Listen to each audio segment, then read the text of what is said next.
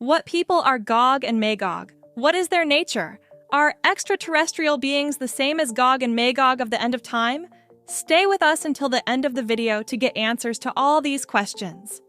Gog and Magog are the names of the people or tribes that have been introduced as a cruel group in the Qur'an and religious texts of Jews and Christians due to the harassment and looting of other people's property. According to the Quranic verses, Dhul-Qarnyn built a dam at the request of the residents of the areas that were persecuted by Gog and Magog to counter their influence, which is known as Dhul-Qarnain Dam or Gog and Magog Dam. The destruction of the dam and the resurgence of Gog and Magog are signs of the end of time in the Quran and Islamic and Christian religious texts. Gog and Magog Dam. Zul-Qarnain, one of the faithful kings, reached an area between two mountains in one of his travels. The people of this area told him that on the other side of the mountain, Gog and Magog would enter their land and start killing and looting. The people of this area asked Dhul-Qarnain to build a dam in exchange for receiving a sum of money to prevent the intrusion of Gog and Magog and their disturbance. Without taking any money, and with the help of the people of the region, he built a dam of molten iron and copper against the invasion of Gog and Magog, which became known as Zul-Qarnain Dam or Gog and Magog Dam. The Quran has narrated this story in verses 93 to 98 of Surah al-kahf. Some believe that this dam is located in Dajjal Strait in the north of Tbilisi and on the border of Georgia and Russia. My dear friends, to get more information about Dhul-Qarnain, please refer to the previous video, The Riddle of Dhul-Qarnain. In this video, we examine 4 different views about the nature of Gog and Magog and what they are. We will also examine the criticisms that have been made to each of these views together. Stay with us until the end of the video to be surprised to hear the 4th point of view. First view. Gog and Magog were primitive and predatory tribes that lived during the time of Cyrus the Great. Ahmad Abu Kalam Azad, one of the Sunni scholars, and Alameh Tabatabai, one of the Imamiyya commentators, consider Yagog and Magog to be Mongol tribes. The pronunciation of these 2 Chinese words is Menguk or Manchuk, which are also mentioned as Gog and Magog in the Old Testament. The location of the Cyrus Dam is considered to be the Dajjal Strait between the Caucasus Mountains, which stretch from the Caspian Sea to the Black Sea. This gorge is the only way of communication between the northern regions of these mountains and its southern regions. Evil tribes invaded the southern lands from this strait and looted. The people of this land asked Cyrus to build a dam in front of them. But the criticisms that have been made to this view, according to the verses of the Holy Quran, Gog and Magog, that is, those who Dhul-Qarnain built a barrier in front of them, will be there until the signs of the Day of Judgment appear. And even their roar is one of those signs. It is stated in verses 96 and 97 of Surah Anbiya.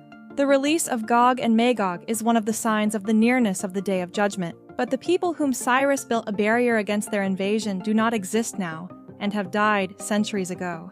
According to verse 98 of Surah al-kahf, Zul-Qarnain said after completing the construction of the dam that this structure will stand until the day of resurrection, and when that promise is fulfilled, it will be crushed, so this dam should still exist even now. While the dam is claimed in this theory, it is lost. There is no historical document about the construction of a dam in the Dajjal Strait by Cyrus the Great. In addition, the remains of iron and copper in the wall of the strait are not related to the dam, but because this strait was an important transportation route in the olden days for the strength of its iron wall. And they have used copper, so it was not a dam at all, but only a passage. This article confirms what some history researchers have said. After making peace with the Khazar king, Anushirvan built a stone and lead wall for the security of the roads in the Dajjal area and placed an iron door on it, and hence it is called Bab al-Abwab, which is known as Bab al-Hadid. Second view. The second point of view, Gog and Magog were Turk tribes, or Turk and Dilim who lived in the era of Alexander the Great. Among the commentators, Fakhr Razi has put forward this opinion in addition to the theory of Dhul-Qarnain being Alexander the Great. In his opinion, Gog and Magog were non-Arabs, and it is possible that they were from Turkic tribes or from Turks and Dilim, and it is most likely that Iskandar Dam is located in the northern region of Iran. Criticism of this theory. It is not mentioned in any of the historical books that Alexander the Great built a wall in front of the Turks. If this theory is true, according to the Holy Qur'an, the same people against whom Alexander built a dam should be alive now, and until the day of judgment, while those people died centuries ago.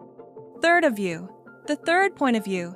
Gog and Magog were Mongol tribes that existed during the reign of Shi Huangdi, who built the Great Wall of China to repel their invasion, which took many years to build. Therefore, the Zul-Qarnain Dam is the same, the Great Wall of China. Criticism of this theory. According to the Qur'an, if this theory is true, the same Mongol tribes against whom Shi Huangdi built the Great Wall of China should be alive now and until the Day of Judgment, while they disappeared centuries ago.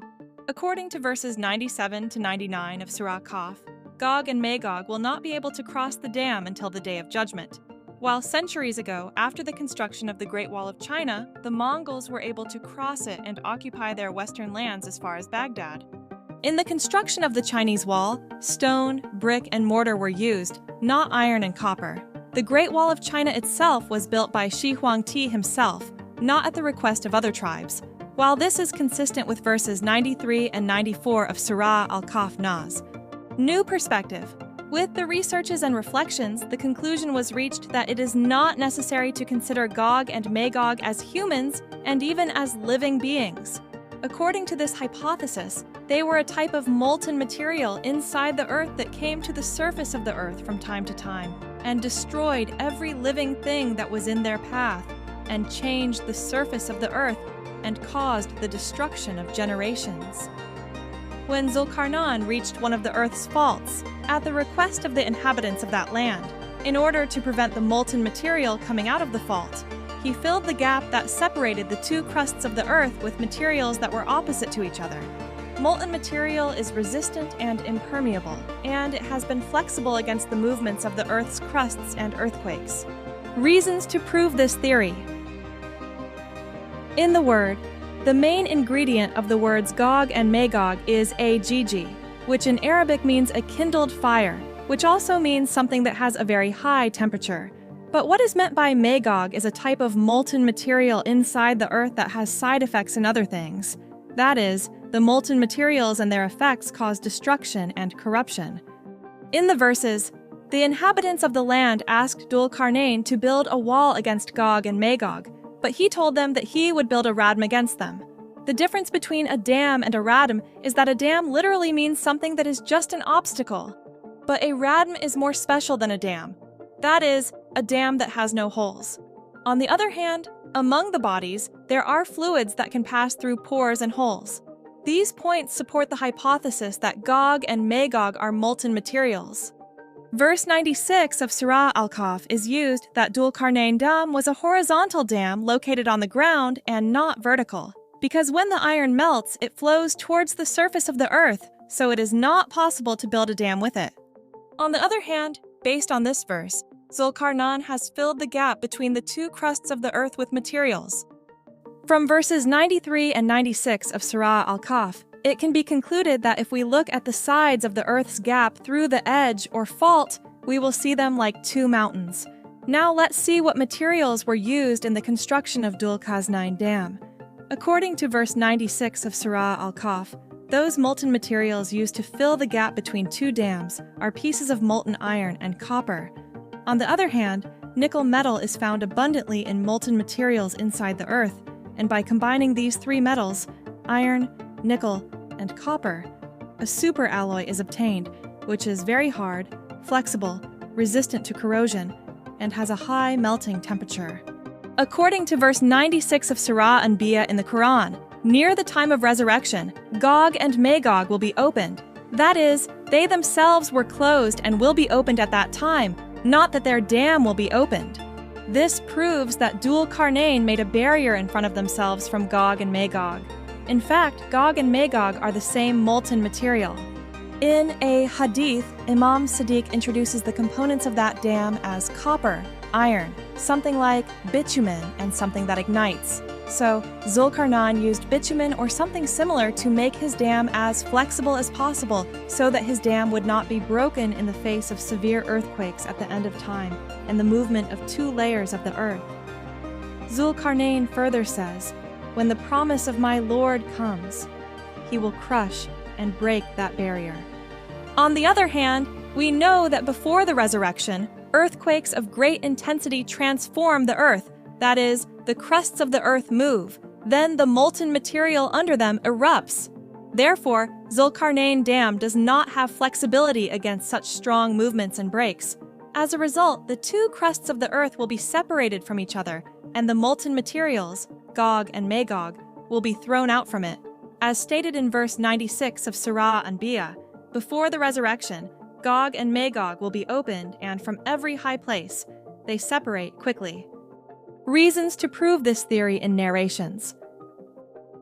There is a narration from al-Sunni from Prophet Muhammad in the description of the resurrection, a part of which says, "Gog and Magog will not pass over any water on the day of resurrection unless they drink it."